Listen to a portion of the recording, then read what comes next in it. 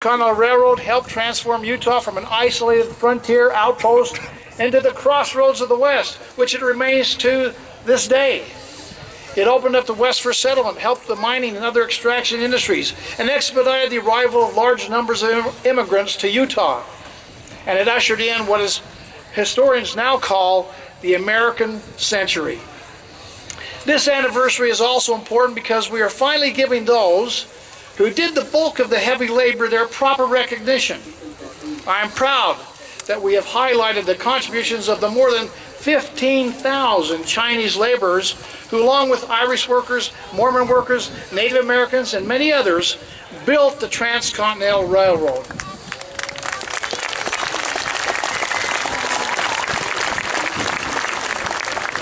As we reflect today on the impact of this railroad on our country and on Utah, let us also look to the future. Like the visionary leaders and dedicated workers who built the Transcontinental Railroad, we must encourage visionary Utahns to dream big and to help ensure that they have the tools to make those dreams become a reality. We must also remember that as the Transcontinental Railroad shows us, even in difficult times of deep division and discord, the Civil War, great things can be envisioned and accomplished. So this morning, in the ranks and legions of admirers of the builders of the Transcontinental Railroad, I stand front and center and salute them for their great accomplishments. God bless their memory, and may God bless us as we strive to carry out their legacy by dreaming big, by working hard together to meet the challenges of our day. Thank you, and God bless you all. To recognize the new designation of the Golden Spike National Historic Site as a National Historic Park, please welcome to the stage Congressman Rob Bishop, U.S. Secretary of Transportation Elaine Chao, U.S. Secretary of the Interior David Bernhardt, Senator Mike Lee, Senator Mitt Romney, former Senator Orrin Hatch, Utah Governor Gary R. Herbert, Utah Department of Agriculture Executive Director Luann Adams, Box Elder County officials, area ranchers, and representatives from the Utah Department of Transportation.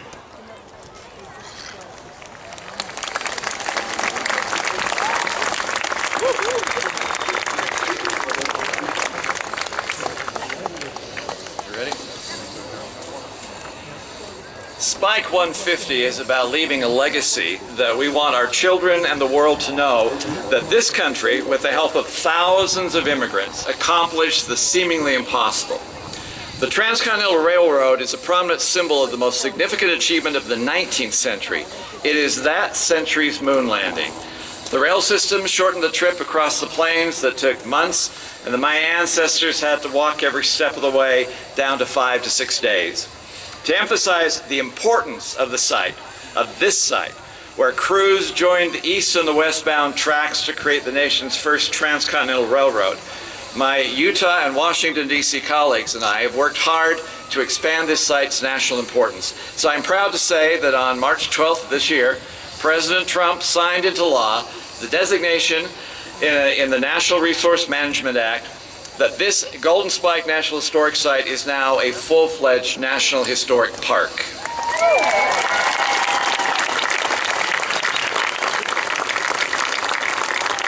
The Golden Spike joins such other national historic parks as Lincoln's birthplace in Kentucky, American Revolution Site in Boston, Independence Hall in Philadelphia, Lewis and Clark Trail in Oregon and Washington. The park's new designation provides opportunities to attract additional tourists and economic benefits to this part of Utah. This is a tremendous way to honor the lives of those who built the railroad and share with people its stories and what took place actually here. Now, it is with great honor that I have the opportunity of asking those up on the stage to help unveil the sign that is coming now in front of us.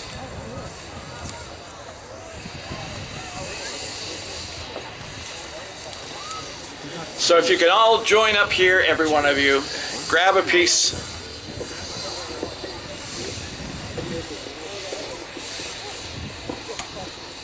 And when I count 3 going down, ready? 3, 2, 1, unveil the sign.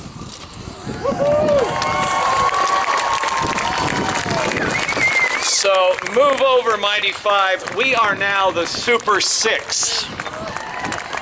Please welcome Utah Governor Gary Herbert, President Russell M. Nelson of the Church of Jesus Christ of Latter-day Saints, O.C. Tanner President and CEO David Peterson, and other Spike 150 dignitaries for the presenting of the Utah Spikes and the ceremonial driving of the Utah Copper Spike.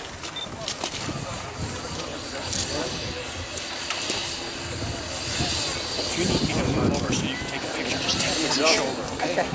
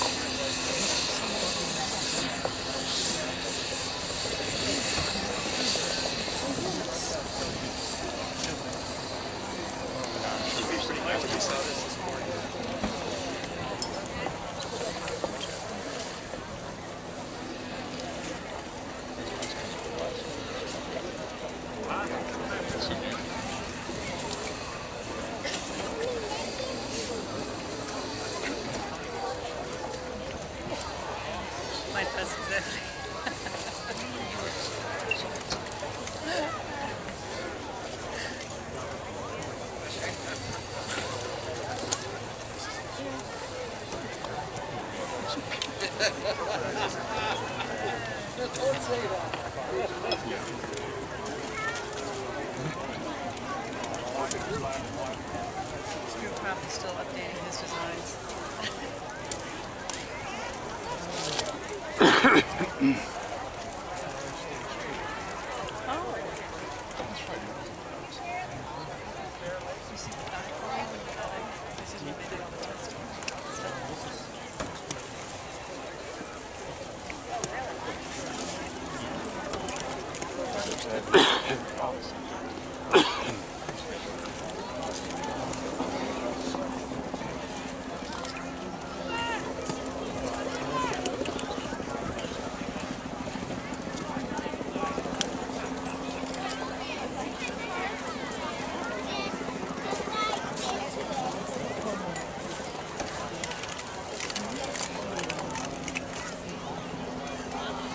Ladies and gentlemen, the Utah Copper Spike.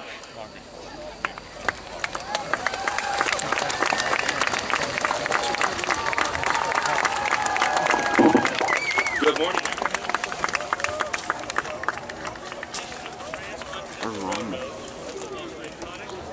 And life-altering events in American history, and it happened right here in Utah 150 years ago. I'd like to thank the Spike 150 Commission for organizing such a fabulous celebration for all of us to enjoy and to remind us of this awe-inspiring act of human progress. To help mark the significance of this celebration and memorialize it for generations, the O.C. Tanner Company is pleased to present to the state of Utah the Utah Copper Spike.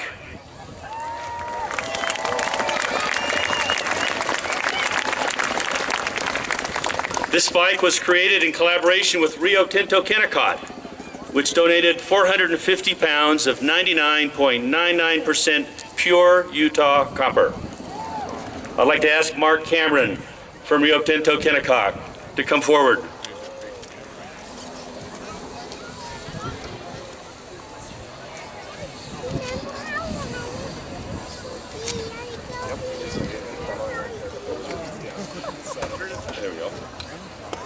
Yep, thank you. And now we'd like to present this beautiful spike, product of Utah's national resources and craftsmanship, with what this event means to Utah and to our country, to our good governor, Governor Herbert.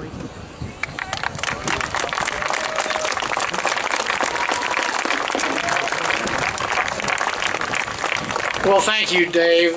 We appreciate the work. I don't know if everybody knows that there really were 4 spikes when they drove the Golden Spike. We know about that one from California, the Golden Spike. There was one from Nevada, and there was one from Arizona. There was a second little smaller spike from California, but not a Utah spike. Yet, where did we join together? Here in good old Utah. So for the first time now, we have a Utah spike. It's beautiful. And in fact, I think it's the most beautiful of all. And we want to thank O.C. Tanner, Rio Tinto. This spike truly symbolizes both our place in history as well as the history that we're making here today on May 10th of 2019. If I can just take a moment here to read aloud the inscription on one side of this spike.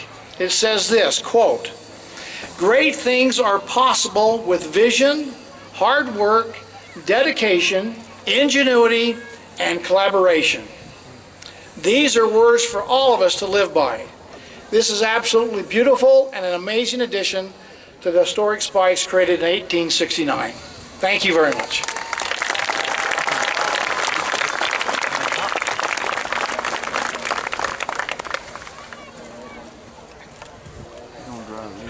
Governor Herbert, only a few people are likely aware that there is a historic Utah spike that President Brigham Young had created for the completion of the railroad line connecting Ogden to Salt Lake City. This iron spike is engraved with these words, "Holiness to the Lord." These words honor and thank our Lord who watched over his people as they completed the link to the nation's new train system. I present this to you.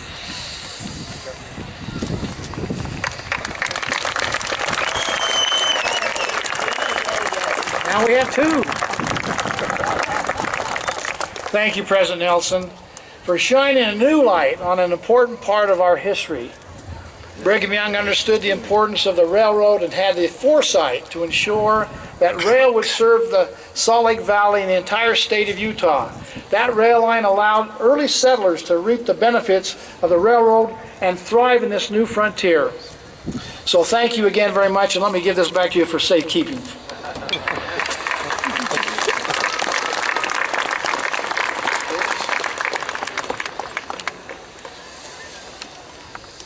All these transcontinental railroad spikes, gold, silver, iron, and now copper, are symbols of how important it is to come together from various countries and cultures to celebrate our accomplishments. They are reminders of what can be accomplished when we join hands.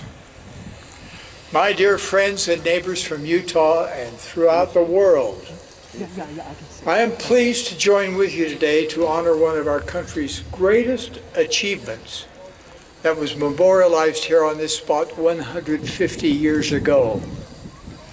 We are honored and blessed to be able to gather at this historic spot to commemorate the gargantuan accomplishment and the people who made it possible. When I learned of the theme of today's celebration, as one, I thought about people, the thousands of Chinese and Irish immigrants, the newly freed slaves from the southern states, the veterans who had fought so recently in the Civil War, the members of the Church of Jesus Christ of Latter-day Saints who were trying to settle in this harsh land, the Native Americans whose land was forever altered, and the many immigrants from Italy, Germany, and other places that came together to build this railroad that crossed our vast country. They came together as one. This celebration is a time for us to remember and honor what they accomplished. Their hard work, sacrifices, and spirit to get the job done helped connect this country in a way that has allowed generations of Americans and immigrants to fulfill their dreams. The words of Thomas Jefferson in the Declaration of Independence and echoed by President Abraham Lincoln in his Gettysburg Address, that all men are created equal, resonates in my heart. Diverse people working as one had the ability to transform and unite a nation. Today, as we come together to honor the descendants of those who sacrificed and labored to physically unite this great nation, I believe that we are coming together as one. And this truly represents all that is good in this country and in the world. This celebration today reminds us also to be true to the vision for our future. President Lincoln stated, actually he prayed, that this nation under God shall have a new birth of freedom. So we pray today that in John Meacham's words, the soul of America will prevail.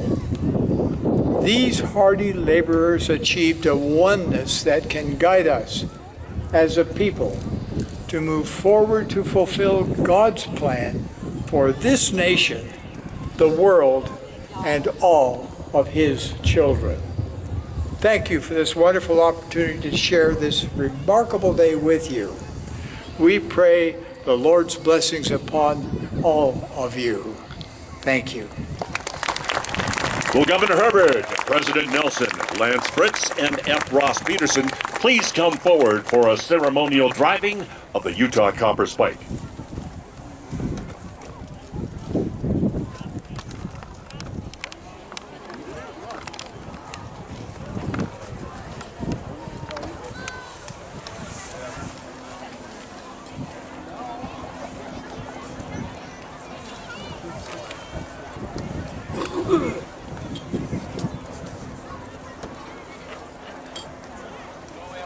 Governor Herbert, will you please take the first swing?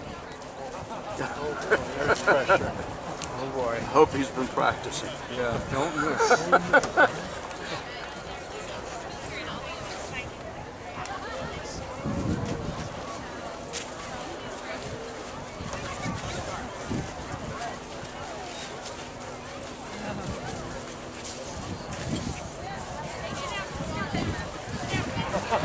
Thank you, Governor Herbert. Lance Fritz, will you please come forward and assist in driving the spike? What was that about? Well, Missed it. no, he got it, but it was a tap. Thank you, Mr. Fritz. F. Ross Peterson, will you come forward and give the spike a tap?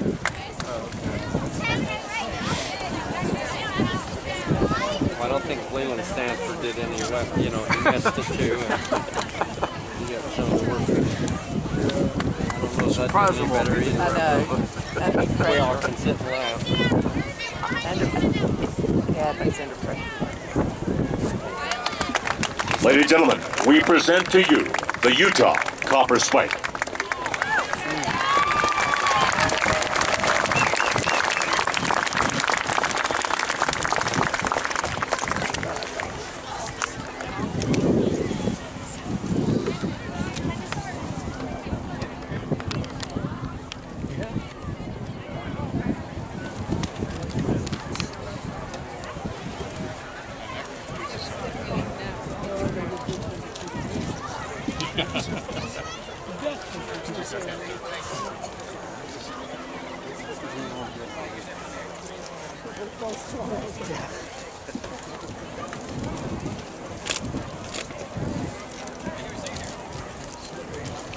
Ladies and gentlemen, welcome United States Secretary of Transportation, Elaine Chao.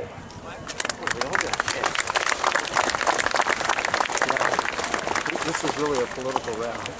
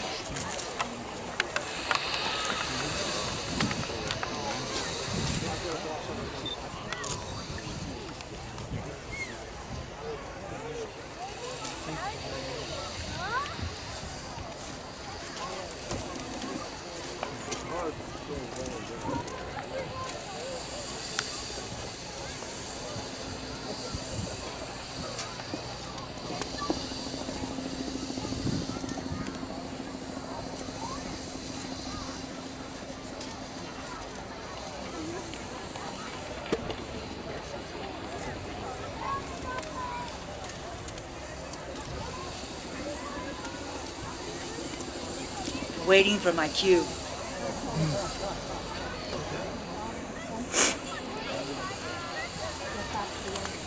Where's the voice of God?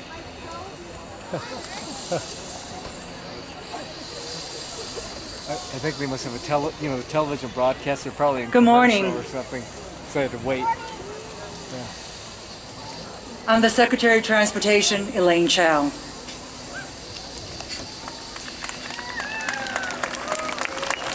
Yeah.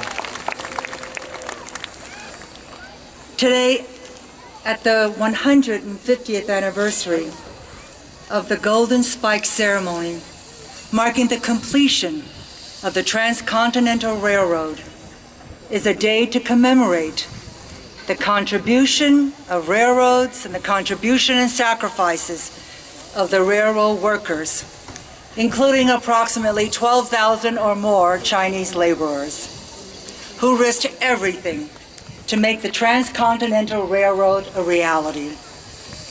The Transcontinental Railroad was a tremendous feat of engineering, innovation, and manpower that was key to unleashing the economic prosperity of the United States for generations.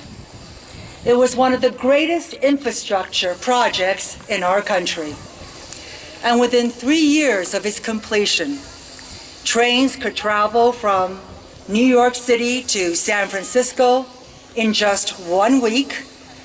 Prior to that, travelers endured up to 6 months or more of dangerous travel by ship or covered wagon to cross the continent. The ability to move people and goods across the continent at much reduced time and lower cost led to explosive economic growth.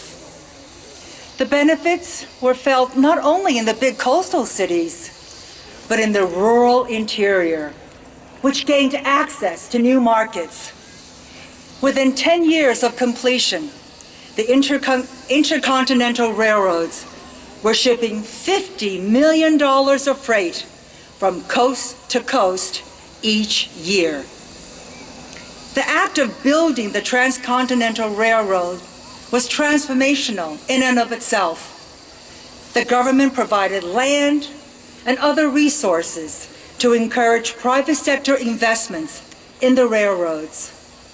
Innovation and planning guided the project. Standard gauge track was adopted on a national basis, and telegraph lines were built along the track right-of-way.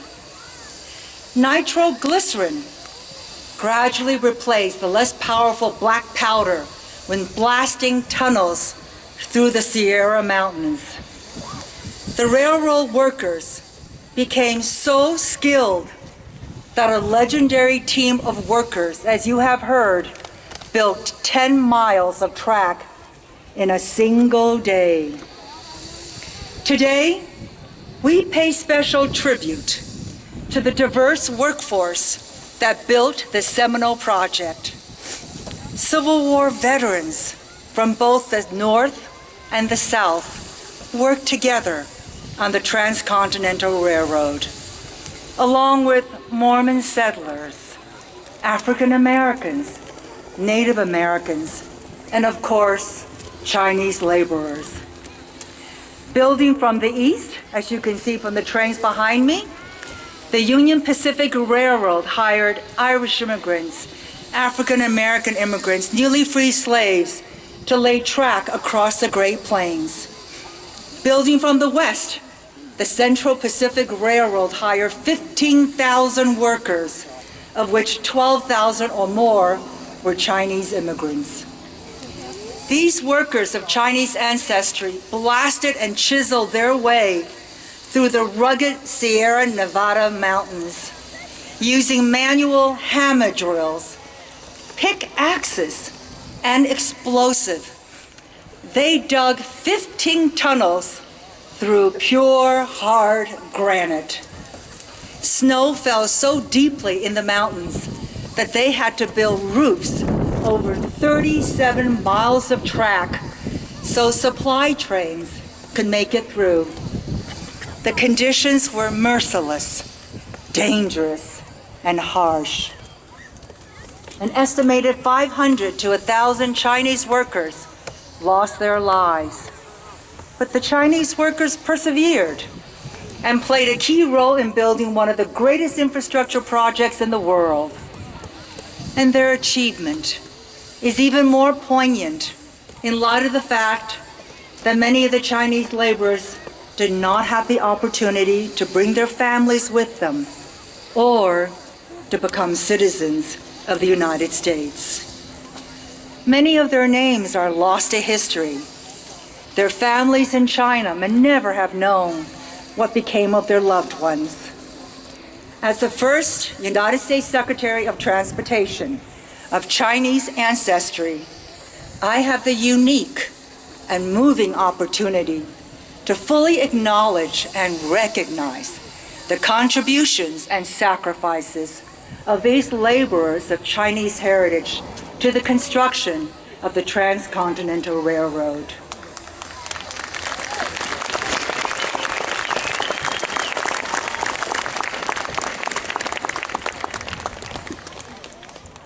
This great history, which helped to transform our country, was made possible by a diverse group of other brave and determined workers.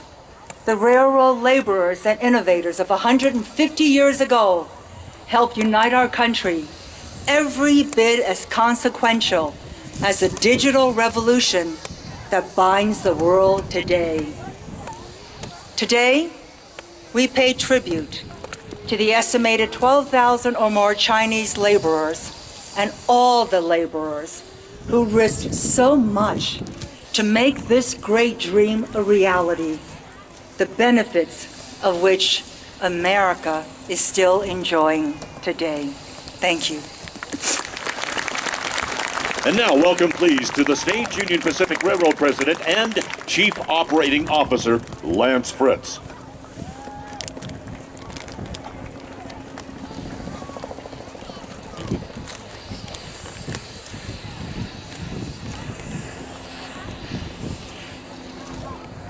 What a pleasure and an honor it is to be here with you today to celebrate the creation of the Transcontinental Railroad.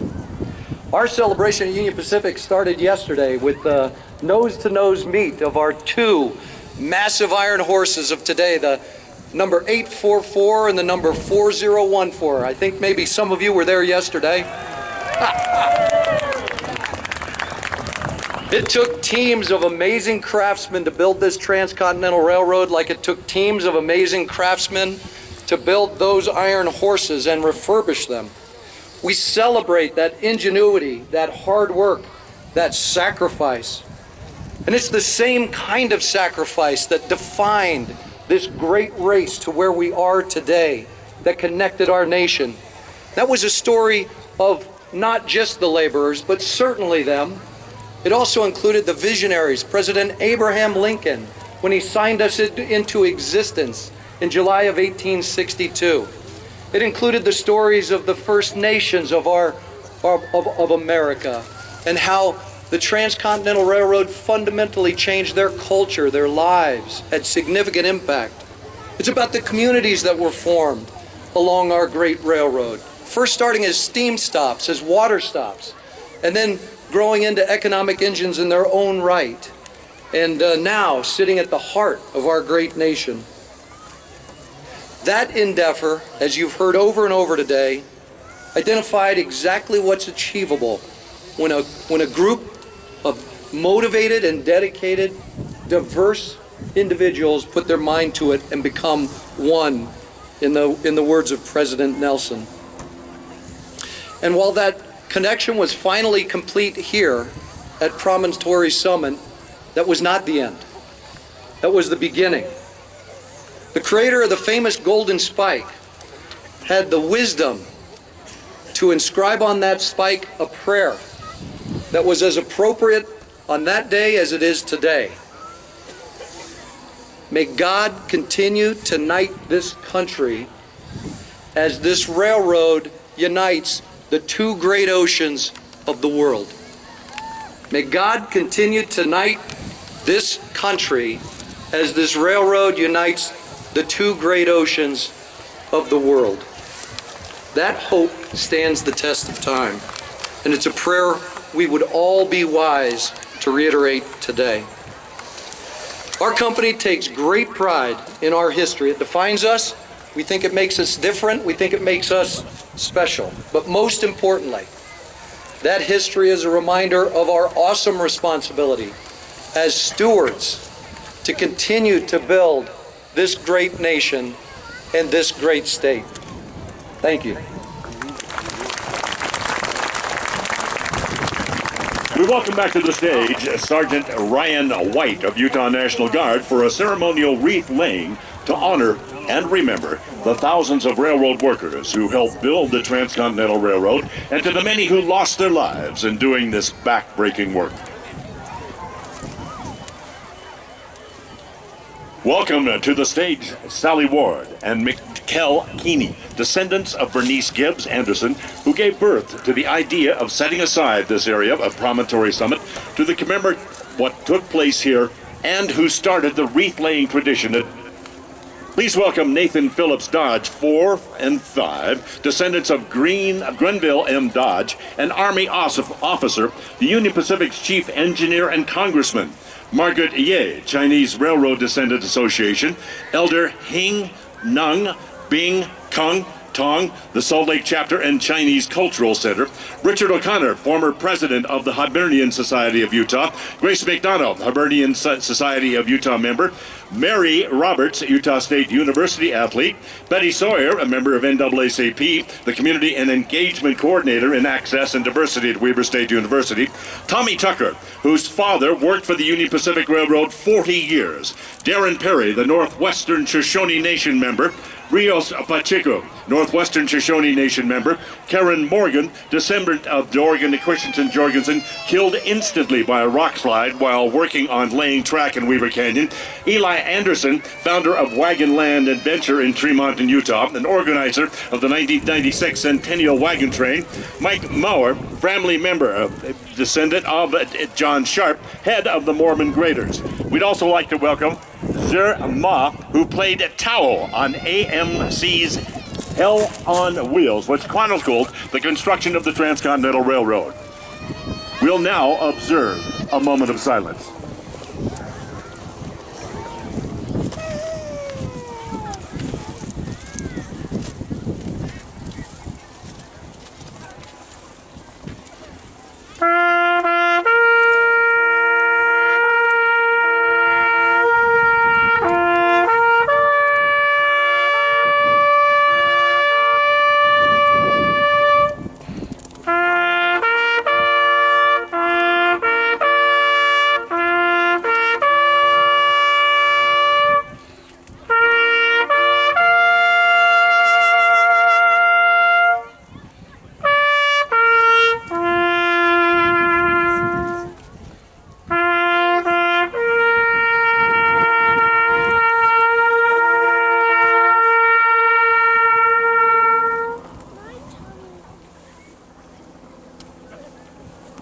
Thank you very much. And now, ladies and gentlemen, please welcome to the stage our keynote speaker, historian and Pulitzer Prize-winning author, John Meacham.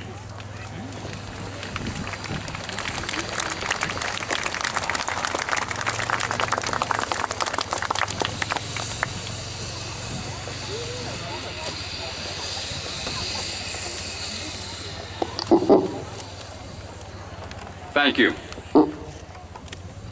Everything was falling apart. In the first years of the 1860s, the nation was torn asunder amid what the beleaguered wartime president would call the fiery trial of the Civil War. The conflict was existential, claiming perhaps 750,000 lives. No one knew what would happen. No one knew if the nation conceived in two Philadelphia summers, one in 1776, the other in 1787, would survive as Union and Confederate forces clashed again and again and again once war came in the spring of 1861. And yet, in the darkness of war, there were glimmers of light.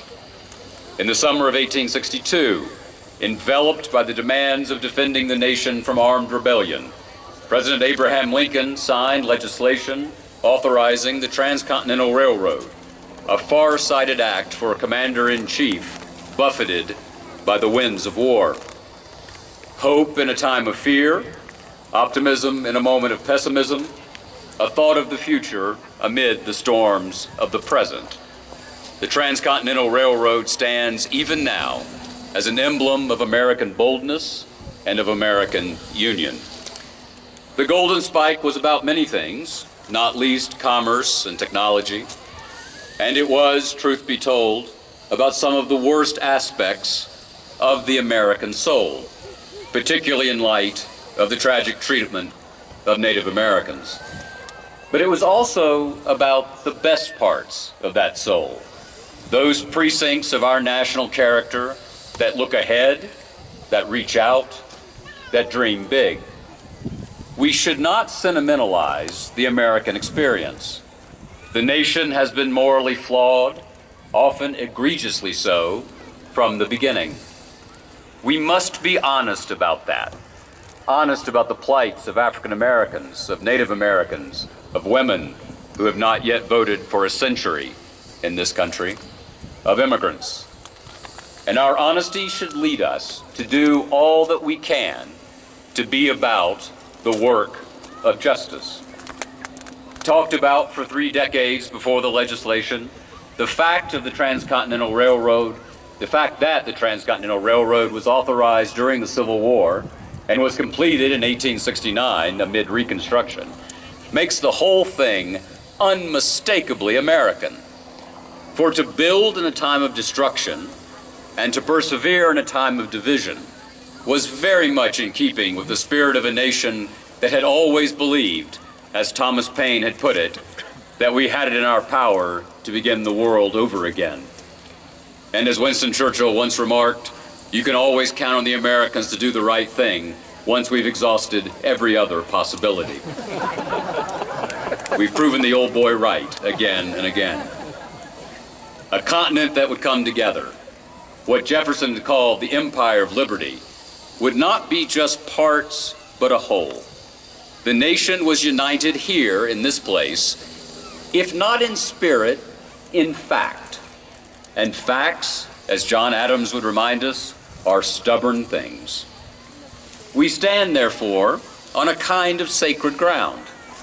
The story of the Transcontinental Railroad is the story of America, for better and for worse. For both are stories of ambition and of drive, of vision and of unity, of hope and of history.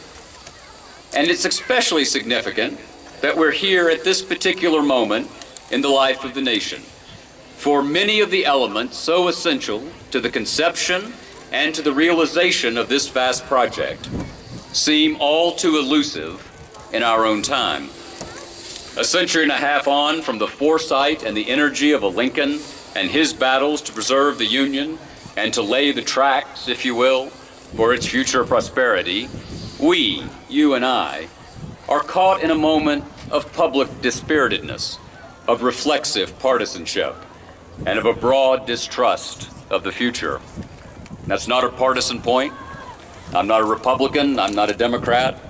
I live in Tennessee, so when I say I have conservative friends, I'm being redundant.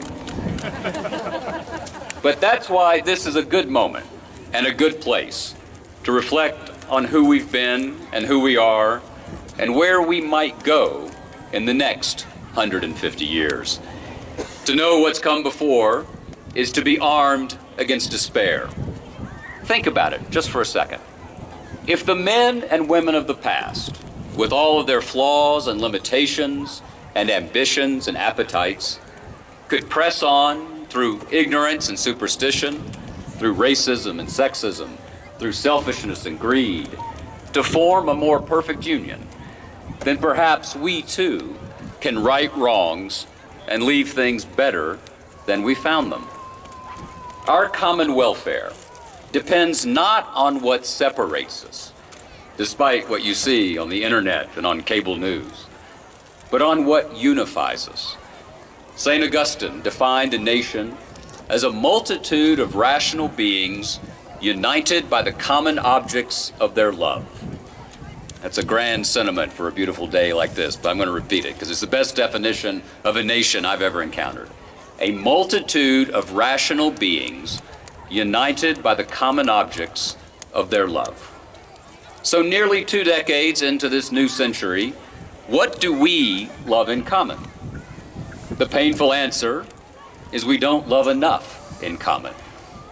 Still, I'd argue that history has the capacity to bring us together. For our story, for all of its faults, is ultimately the story of obstacles overcome, of crises resolved, of freedom expanded. We have always grown in strength the more widely we have opened our arms, and the more we have opened our hearts. From Lexington and Concord to Lewis and Clark, from Fort Sumter to D-Day, from Seneca Falls to Selma, and yes, from the canals of the East to the railroads of the West, Americans have sought to perfect our union. So what can we in our time learn from the past? That the perfect should not be the enemy of the good. That compromise is the oxygen of democracy. And that we learn the most from those who came before, not by looking up at them adoringly or down on them condescendingly, but by looking them in the eye and taking their measure as human beings, not as impossibly perfect heroes or hopelessly irredeemable villains. Knowing the history of freedom is not only illuminating, but enabling. A person who understands the past and all its glory and grandeur and horror and injustice understands that, as Churchill once put it, the path of civilization, while never straight, is essentially upward. Upward to what he called the broad sunlit uplands of happiness and peace.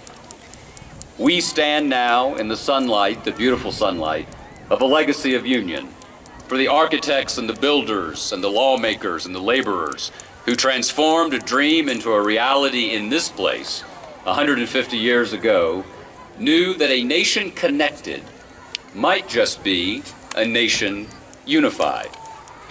It was made possible by the powerful in government and in commerce, and by the powerless, the immigrant laborers from China, from Ireland, and elsewhere, who joined in the hard, unforgiving work of construction.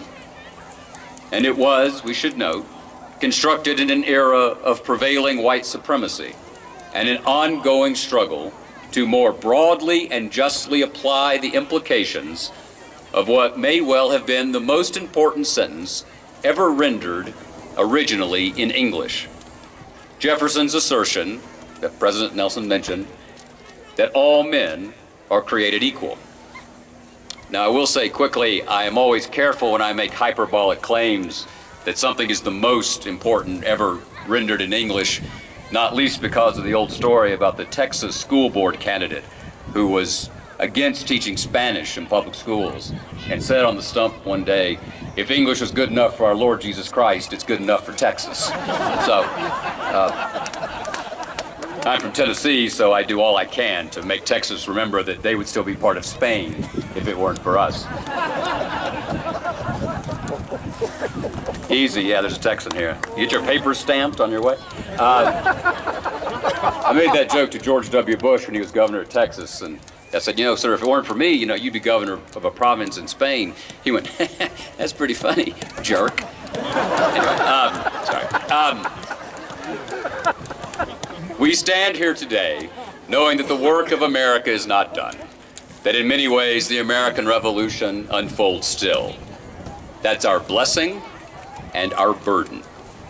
If a nation fighting for its survival in the crucible of the 19th century could transcend the tumult of the moment to do something this big and this hopeful, then why can't we? The Transcontinental Project was shaped by sectionalism, by battles for power, by party politics, by slavery and freedom, and yet our forebears delivered. However bad things are right now, and that, like so much else in America, today and always, is a matter of opinion. I, for one, would rather be dealing with Facebook than Fort Sumter. Wouldn't you? Let's not indulge ourselves in the narcissism of the present and act as though our problems are more insuperable than anything that ever confronted any previous generation. The problems that were overcome to create a nation where, for all our ferocity, what George Washington called the sacred fire of liberty still burns here. And for all of our unhappiness, what is our immigration issue in this country? Our immigration issue is that people want to come here. As Ronald Reagan said, they are all the pilgrims from all the lost places who are hurtling through the darkness toward home. If Americans want to know what is possible, come here. If they want to know what can happen when government and the private sector cooperate rather than clash, come here. If they want to know how to build a nation worth fighting for, come here. And if they want to know why a spirit of union matters, come here.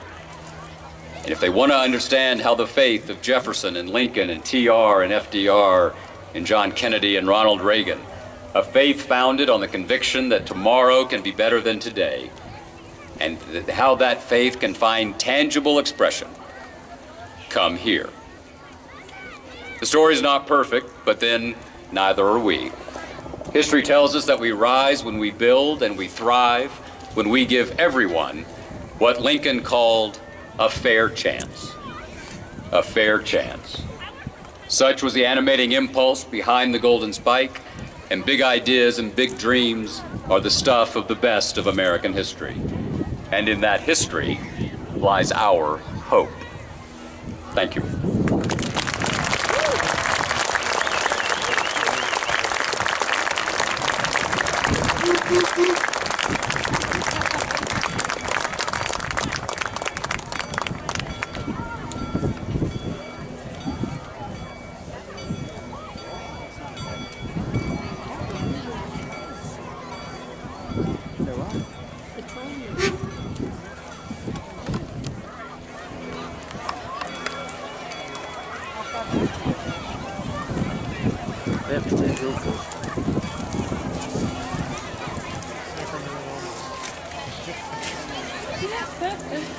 It'll do a while.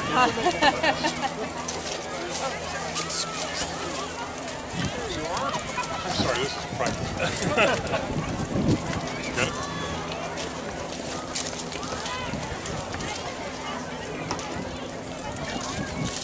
Got it?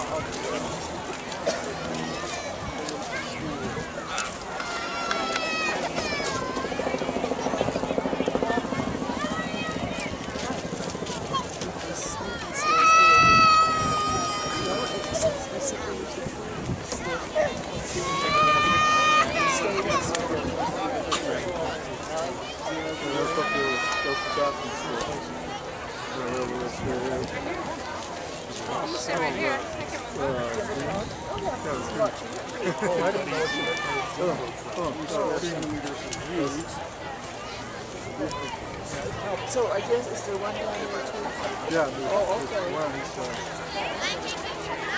that's a mistake to put where I was. It's an ideal situation. I had to go up and check my bike. Well, were you in France? I was right there. I think that was an ideal situation. I didn't realize. No, I was walking by here. Ladies and gentlemen, please rise for the presentation of a 20-star flag. A 20-star flag flown above these ceremonies in 1869.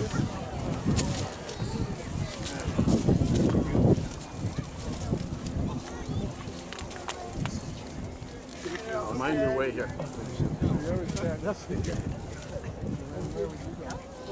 I've been here.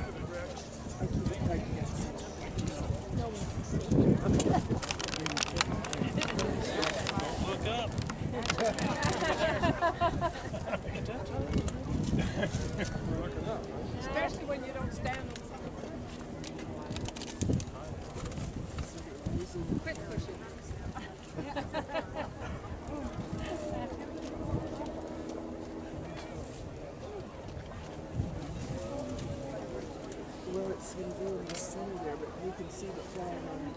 Oh, I see.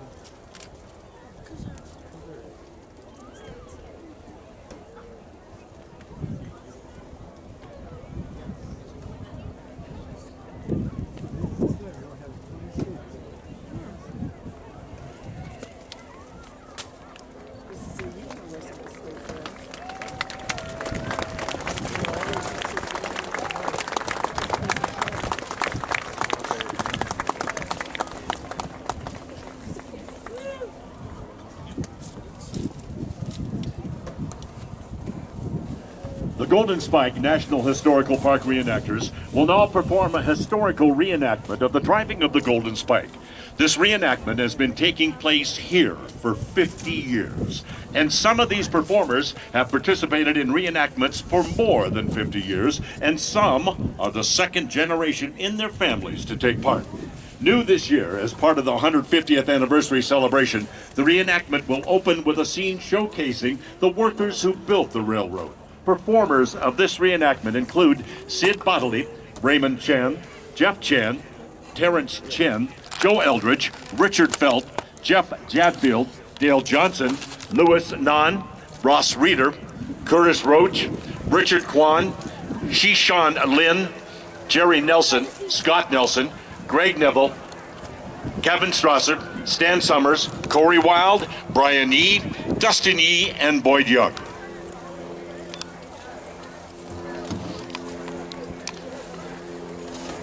The date is May 10th, 1869. The place is Promontory Summit, Utah, an unlikely spot for the culmination of an undertaking that'll mark the ending of the Old West and the beginning of the new. But they have come, the famous and the unknown, the wealthy and the poor, the laborer and his boss.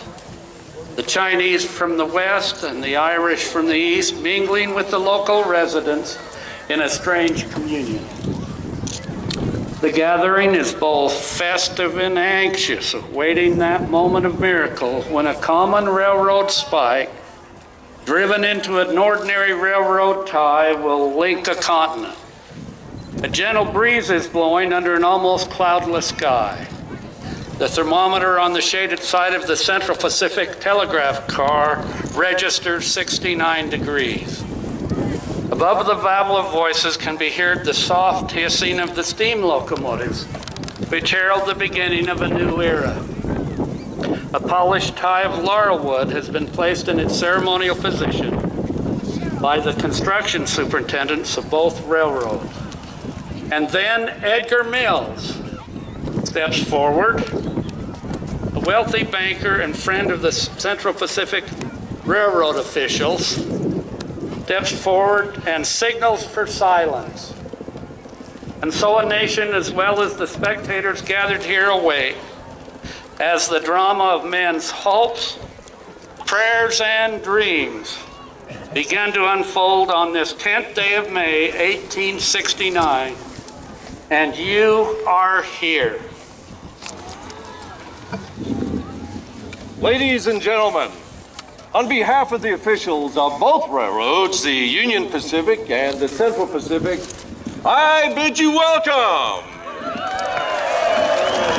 We are met today to commemorate the completion of a project, which is a remarkable example of the vision, the determination, and the labor of thousands of men in a union, which this day shall be consummated forever. We are assembled here to link the ends of the earth, to join the raw riches of the American West with the finished products of the industrial East. We are also met this day with mixed emotion, with joy that in a combined effort and a common cause, the brains, the sweat, and the muscle of thousands of men have joined together under the guidance of Almighty God. But it is with profound sorrow that we remember and pay homage to the hundreds of men who gave their lives that we might stand here at this moment and share one with another this sacred occasion. Among those whose presence we are honored to acknowledge at this time include a number of railroad officials from both lines, in addition to those taking part in the ceremony. We also take pride in the presence of the 21st Infantry Band. They are under the command of Major Milton Cogswell. We take pride in the presence of many great newspapers from our country.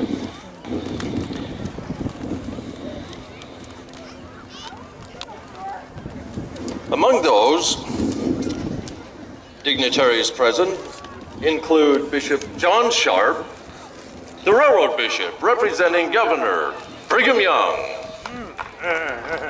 We also have Mayor Lauren Farr of Ogden. The beautifully uniformed band is from the Mormon 10th Ward from Salt Lake City. And now, to unite us in thanks to our Creator, may I introduce a man who has traveled many weary miles to be with us today. He is the Reverend John Todd from Pittsfield, Massachusetts. Reverend Todd. From Promontory to the country. Bulletin, already now, hats off, prayer is being offered. Our Father in God, and our Father's God, God of creation and God of providence, Thou hast created the heavens and the earth. Thou hast also created all those who have been here and participate in this program. We give thanks for all the blessings that Thou hast given us, Father. And we ask Thy blessings to be upon us here assembled and upon Thy people everywhere, that peace may flow unto us as a gentle stream, and that this mighty enterprise may be unto us as the Atlantic of Thy strength and the Pacific of Thy love, through Jesus the Redeemer. Amen. Amen. Promontory to the country, we have got done praying. The spike is about to be presented. Thank you, Reverend Todd. At this time, it is my pleasure to introduce a fellow resident of Sacramento, Dr. H.W. Harkness, who will present 2 railroad spikes to Dr. Thomas C. Durant of the Union Pacific Railroad and Governor Leland Stanford of the Central Pacific Railroad. Dr. Durant and Governor Stanford will then place these spikes into holes that have already been drilled in the Laurelwood tie. But these are not ordinary spikes. Ladies and gentlemen, these are golden spikes made from pure California gold. Dr. Hargis. Gentlemen of the Pacific Railroad, and those of you who have met with us, the last spike needed to unite the Atlantic and the Pacific by a new line of trade and commerce is about to be driven to its place. To perform this act, the East and the West have come together. Never since history commenced her record of human events has man been called upon to meet the completion of a work so magnificent in contemplation and so marvelous in execution. California, within whose borders and by whose citizens the Pacific Railroad was inaugurated, desires to express her appreciation of the vast importance to her and her sister states of the great enterprise which by joint action is about to be consummated. From her mines of gold has been forged a spike. From her laurelwoods has been hewn a tie. And by the hands of her citizens, she offers them to become part of this great highway which is about to unite her in closer fellowship with her sisters of the Atlantic. From her bosom was taken the first soil. Let hers be the last tie and the last spike.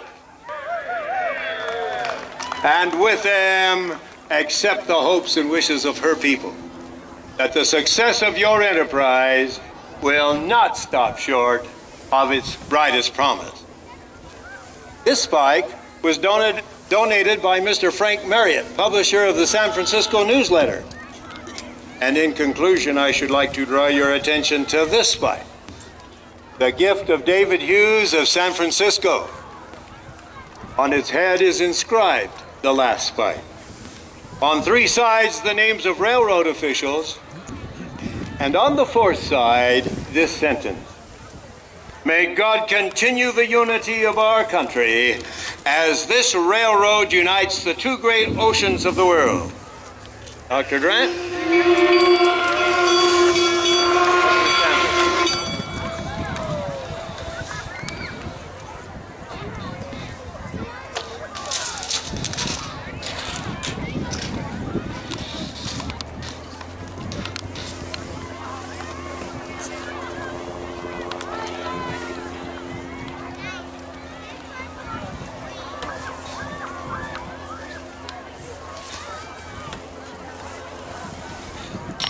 Absolutely beautiful. And now it is my pleasure to introduce Mr. F.A. Tritle, a United States Railroad Commissioner and candidate for governor of the great state of Nevada. He will present a spike of pure silver from the famed Comstock lode on behalf of the people of Nevada. Mr. Tritle. Thank you, Mr. Mills. To the iron of the East and the gold of the West, Nevada adds her link of silver to span the continent and wed the oceans.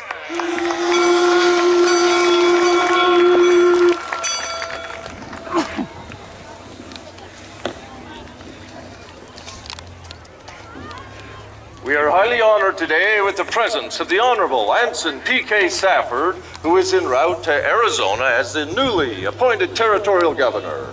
He was kind enough to delay his journey in order to make a presentation on behalf of the Arizona Territory. Governor Safford. Ribbed with iron, clad in silver, and crowned with gold, Arizona presents her offering that has banded the continent and directed the pathway to commerce.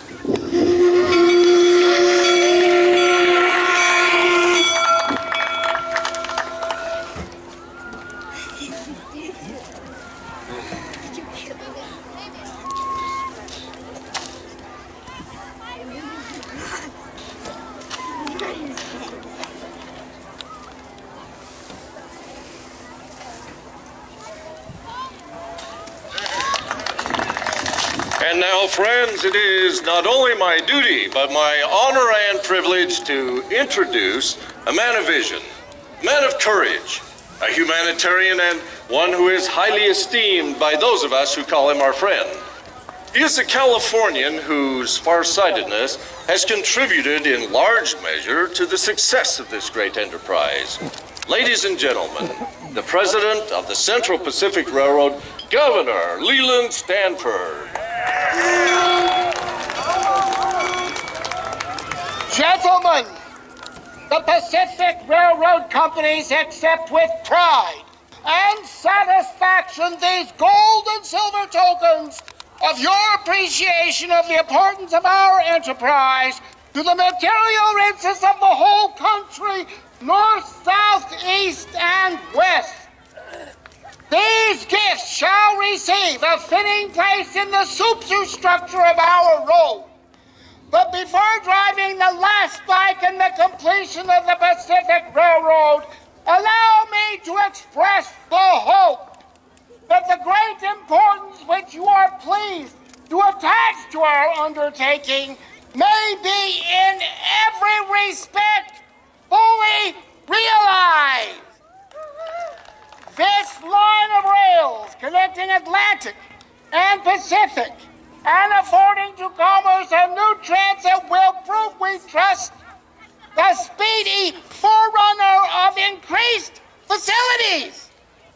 The day is not far distant when 3-track shall be found necessary to accommodate the commerce and travel which shall seek transit across this continent. Freight will move only in one way on each track, to answer the demands of cheapness and time. In conclusion, I might add, we hope to do ultimately that which is now impossible on long lines, transport coarse, heavy, and cheap products at living rates to the trade. Indeed. Thank you, Governor Stanford, for your astute and timely remarks. We regret that Dr. Durant is suffering from a severe headache and has temporarily retired to his quarters. In his absence and in the absence of the President of the Union Pacific Railroad, Mr. Oliver Ames, we have asked General Grenville Dodge, Chief Engineer, to represent his railroad with a few remarks. Mr. Mills, thank you. Gentlemen, the great senator from Missouri, Thomas Hart Benton, proposes someday a giant statue of Columbus should be erected on the highest peak of the Rocky Mountains, pointing westward, denoting this as the great route across our continent. Today, you have made that prophecy a fact. This is the way to India!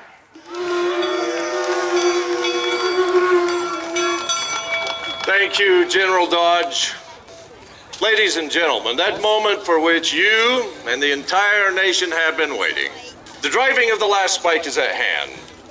At this time, we wish to commend both railroad companies and their workers for their efficiency and hard work in bringing this monumental undertaking to its successful fruition in a record 6.5 years instead of the 12 years allotted to the venture.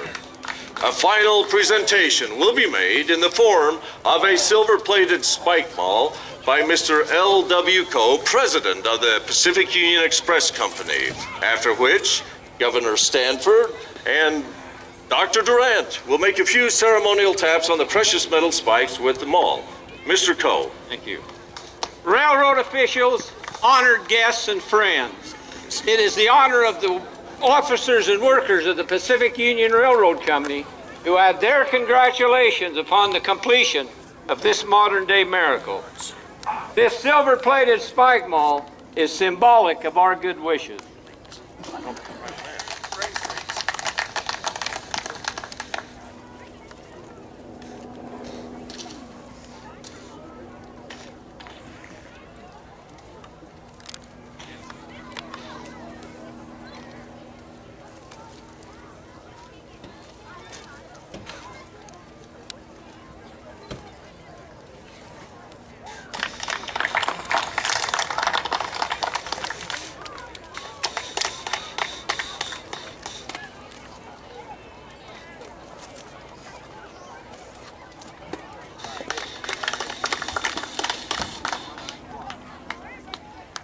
Absolutely beautiful.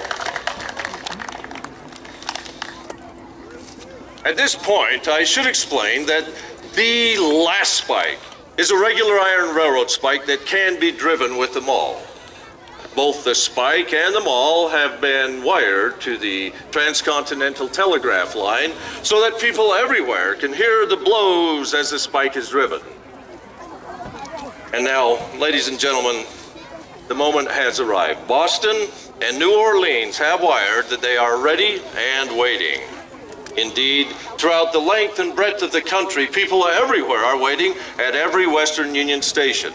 As Mr. Schilling gives the signal that the last spike is driven, a magnetic ball will fall in the dome of the national Capitol. In San Francisco, the fire alarm bell will ring. A volley of 200 rounds will be fired in salute at Fort Point. And in Philadelphia, the Liberty Bell will ring again.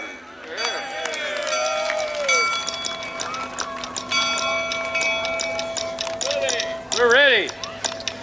Promontory to the country, all ready now. Dr. Durant has adjusted the spike. The spike will soon be driven. The signal will be 3 dots for the commencement of the blows. All right, Governor. Oh! Oh!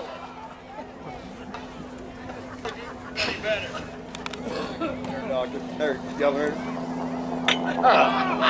He didn't do any better. We got somebody who knows. Perhaps we need a real railroad worker up here to make this star job done. Here we go. Drive her home. That's it. Promontory to the country. Bulletin D O N E done.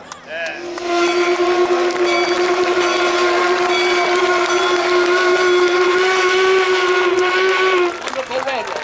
Henceforth, there will be the one Pacific Railroad of these United States. Yeah. 3 cheers. 3 cheers for the Union Pacific Railroad. Hip, hip. Hooray! Hip, hip. Hooray! Hip, hip. Hooray! And now 3 cheers for the Union Pacific Railroad. Oh, excuse me, Central Pacific Railroad. Hip, hip. Hooray! Hip, hip. Hooray! Hip, hip. Hooray!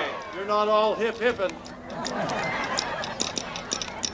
Promontory to the country, to President Ulysses S. Grant, Washington, D.C.